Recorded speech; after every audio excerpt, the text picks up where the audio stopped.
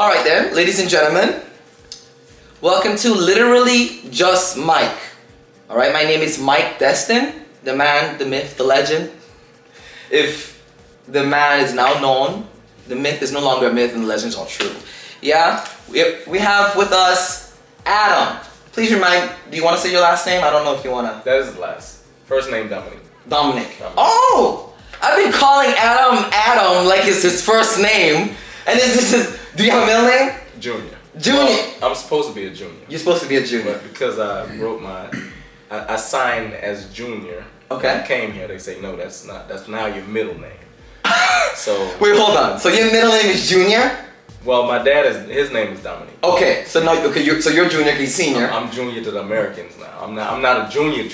Oh, junior, so Dominic Adam. Well, Dominique Junior Adam. Junior Adams. Yes, sir. With S or no S? No S. No S. Dude, I'm learning more about him today, just like you guys, because I'm confused.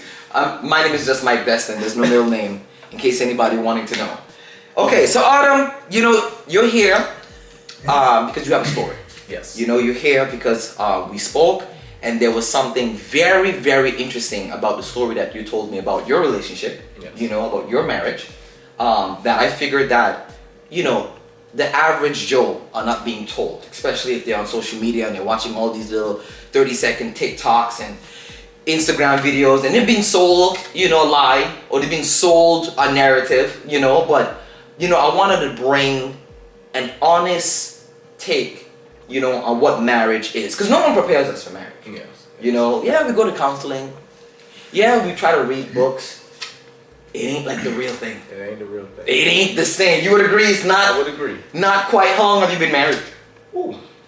Marriage, because you got to count in the dating factor. Because you do pretty much the same thing when you date. Right. So some people say, that's not my girlfriend, that's my wife. Okay. So because we dated, and it turned into an actual marriage on paper. But it was already ordained when we met. When you met. As boyfriend and girlfriend. So let me ask this. So you guys met, yes. right? Let's say you met at, what are you? At work. You met at work. Okay. I mean, usually that's how it works. That's how work husband, wife husband. Wife husband. So you met at work, and then you guys just connect? It was kind of weird. Okay. Sometimes you meet people in life, you vibe them, they vibe you. You say, hey, should I take my shot? Should I not take my shot? Right here. But you don't want to look like a chump. Right. Say, let me wait along, let's see how it goes and whatnot. So I waited. And it was funny how we connected because she went to the bathroom. Okay. And, she was a beautiful woman. So the guy followed her in the bathroom, grabbed her. And she came to me and said, hey, he grabbed me. Came to you? Yeah, she came. And said this gentleman grabbed you? This gentleman grabbed. Grabbed her, right. So I say, here's my little window. Okay. So let me go play Super. His chivalry. So okay. I went to him and I said, hey, don't grab her anymore. And that's what's up. If you grab her, then we got problems. So straight like that? Straight like that. Oh no, I know she loved you right after that. Right after that. Right after that. Did you guys go on a date after that, or you just continued, working? Well, she was getting ready to go to school. She was coming up to college. Okay. But I became her protector that day. That's what's up. Okay.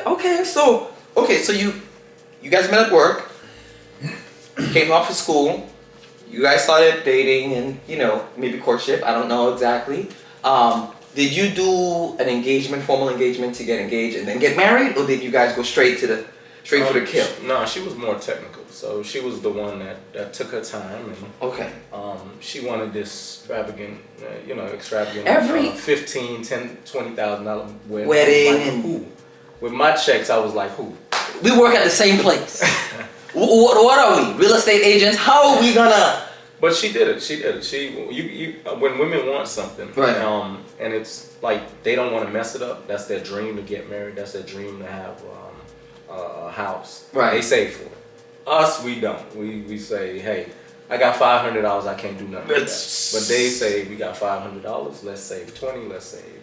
And then years down the line, you say, hey, how did you get $20,000? You made a very solid point there. I tell people this all the time. I said women are really good at money management. Yes. Oh my God. I have not dated a young lady who didn't know how to put pennies aside, to get whatever it is that she wanted. Especially those who've gotten a child, before getting married, or having a child after marriage or the separation, like a single mom. Yes. Right? They just know how to manage their money to take care of their kids, basic needs, their needs, and move forward. You know what I think the problem is though? I think when they get married, some of them now, some, not all, feel like I don't have to money manage anymore. Because this guy's gonna come in and he's gonna pay everything. My brain tells me how much more effective this marriage would be. How much more better it would be if you continue to money manage. He continue to bring the money in. We continue to grow, and then we get to the place, where we can purchase whatever it is that you want, I want, the things that we need. I think Warren Buffett said, you earn your money, you invest it in assets, you allow your assets to buy your liabilities. Yeah. But we now are choosing to use hard-earned money and buying belts. That's true. Nice shoes. Expensive sometimes. I'm kidding. So you said throughout the relationship, was she a penny pincher? Not a penny pincher. She just knew what she wanted, and she knew what would keep us happy. Okay.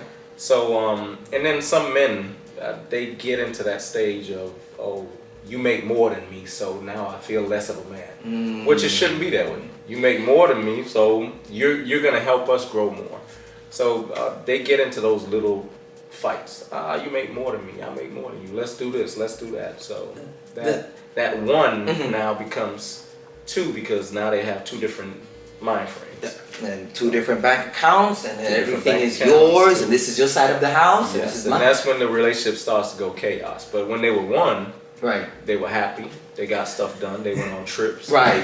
Had a big wedding. Right. When you start to have those misconceptions of life and say, hey, my wife shouldn't be making more than me, why not? That's wild. Why not? That's wild to me. I don't see why I don't see how, and I've heard people on the internet say, I don't want my wife to make more than me. Look, I'm not gonna knock anyone's perspective, Not saying it's right or it's wrong. That's how they think. Yes.